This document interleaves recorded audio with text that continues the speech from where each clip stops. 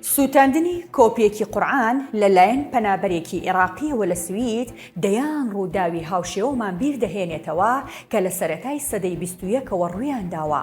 ئەم جۆرە ڕووداوانە لەلایەن وڵاتانی ئیسلامیەوە سەرکۆنە کراوە و زۆرینەی جارەکانیش با خۆپشاندان و گرتبوونەوە ڕەتی ئەو کارەیان داوەتەوە.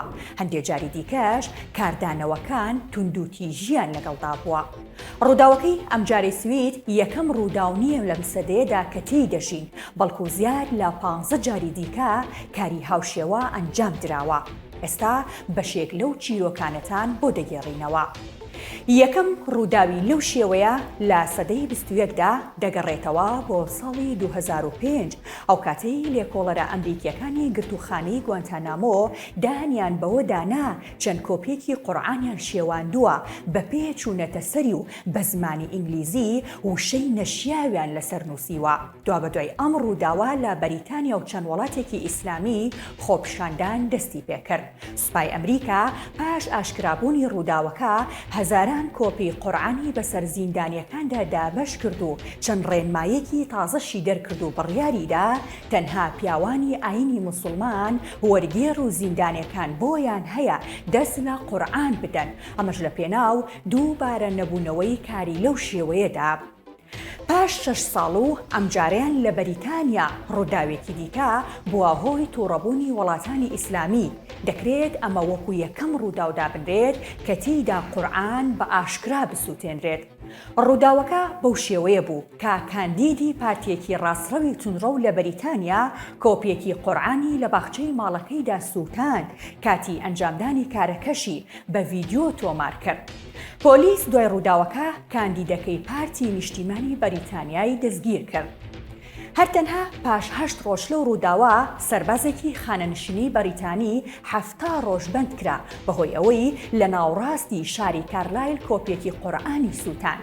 دواتریشدانی بەوەدانا کە قورئانەکەی لە کتێبخانەکەی شارەکە دزیوە. هەر لەو ساڵەدا سووتاندنی کۆپیەکی قورئان لە ئەمریکا دەنگدانەوەی زۆری بەدوای خۆی داهێنا. تێری جۆنس کە قەشەیەکی ناوداری ئەمریکیە کۆپیەکی قورئانی لە نێو کەنیسەیەکی بچووکی فلۆریدا سووتاند. ئەو دەیگوت قورئان بەرپرسیارەتی ئەنجامدانی چەندین تاوانی لە ئەستۆیە بۆیە دەیسووتێنم. ئەو کات سەرۆکی ئەمریکا بە توندی سەرکۆنەی ڕووداوەکەی کرد کە کاردانەوەی گەورەی بەدوای خۆی داهێنا بوو. بۆ نمونە لە ئەفغانستان هێرشکرایە سەر بارگایەکی نەتەوەیە گرتوەکان و چەندین کوژراوی لێکەوتەوە. پاش ساڵێک هەمان قەشەی ئەمریکی واتە قەشە تێری جۆنس دووبارە کۆپیەکی دیکەی قورئانی سووتاندەوە. ئەمەش وەکو دەربڕینی ناڕەزایی بەرامبەر دەستگیرکردنی کەسایەتیەکی کریستیان لەلایەن کۆماری ئیسلامی ئێرانەوە. قەشە ئەمریکیەکە ئەمجارەیان ڕاستەوخۆ لە چەناڵی یوتیوبەوە سووتاندنی قورئانەکەی پەخش کرد. ئەو تووڕەبوو لەوەی ئێران لەسەر بنەمای ئاینی کەسایەتیەکی کریستیانی دەستگیر کردووە. لە ساڵی 2014 جارێکی دیکە چاوەکان چوونەوە سەر بەریتانیا. ئەو کات پۆلیسی بەریتانیا گەنجێکی دەستگیر کرد بەهۆی ئەوەی کۆپیەکی قورئانی بە زمانی ئینگلیزی بردوبووانیە و تەوالێتەوە و سووتاندبووی. ئەم ڕووداوە بووە هۆی تووڕەبوونی موسڵمانانی بەریتانیا و جیهان. لە بەریتانیاوە دەچینە دانیمارک. لە کۆتایەکانی ساڵی 2015دا هاوڵاتیەکی تەمەن 42 ساڵی دانیمارکی لە باخچەی پشتەوەی ماڵەکەیدا کۆپیەکی قورئانی سووتاند و دواتر بە ڤیدیۆ چۆنیەتی ئەنجامدانی کارەکەی بڵاو کردەوە.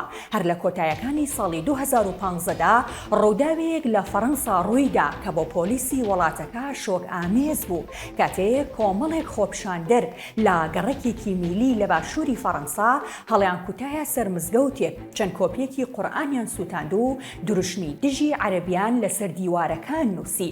ئەم ڕووداوە لەو کاتەدا بوو کە پۆلیسێکی فەڕەنسی و کارمەندێکی ئاگرکوژێنەوە لەلایەن چەند دەمامکدارێکەوە هێرشیان کرابوو سەر و بریندار کرابوون. ئەوانەی هێرشیان کردا سەر مزگەوتەکە پێیان وابوو ئەو دوو کارمەندە فەڕەنسیە لەلایەن چەند کەسێکەوە بریندار کراون کە هاتوچۆی ئەو مزگەوتە دەکەن. ئەڵمانیا لە ساڵی 2019دا یەکەم حاڵەتی لەو شێوەیەی بەخۆیەوە بینی کاتێک پۆلیسی ئەڵمانیا نزیکەی 50 قورئانیان لە مزگەوتێکی شاری بریمەندا دۆزیەوە.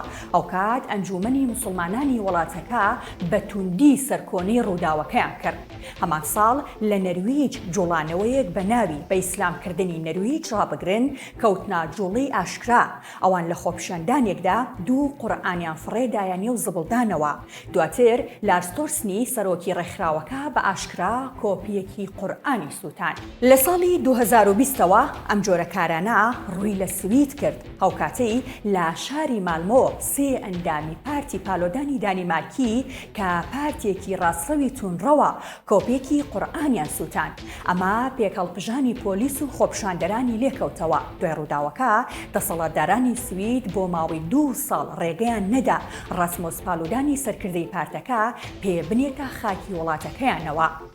هەر لە 2020دا جارێکی دیکە جوڵانەوەی بە ئیسلامکردنی نەرویج ڕابگرن لە خۆپیشاندانێکدا لە ئۆسلۆی پایتەختی وڵاتەکە چەند کۆپیەکی قورئانیان دڕاند و تفیان لێ کرد.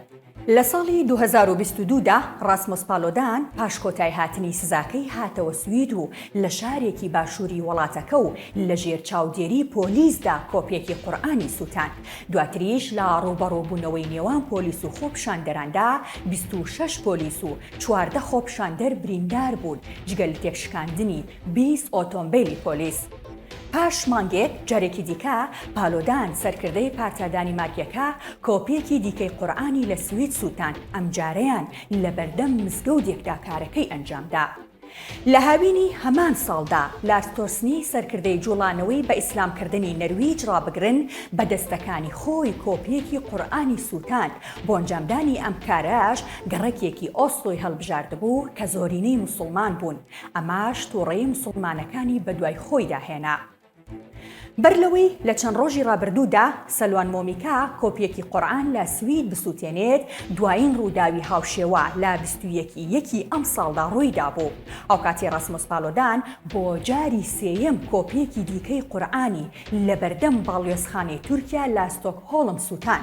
پالۆدان بۆ ئەنجامدانی کارەکەی مۆڵەتی وەرگرت بوو، پۆلیسیش دەیپاراست. ئێستاش سووتاندنی کۆپیەکی قورئان لەلایەن سەلوان مۆمیکاوە جارێکی دیکە وڵاتانی ئیسلامی هێناوەتە دەنگ. کاردانەوەکان لەوە فراوانتر بوون و نەک تەنها وڵاتانی ئیسلامی بەڵکو ئەمریکا و نەتەوە یەکگرتووەکانیش سەرکۆنەی کارەکەیان کرد.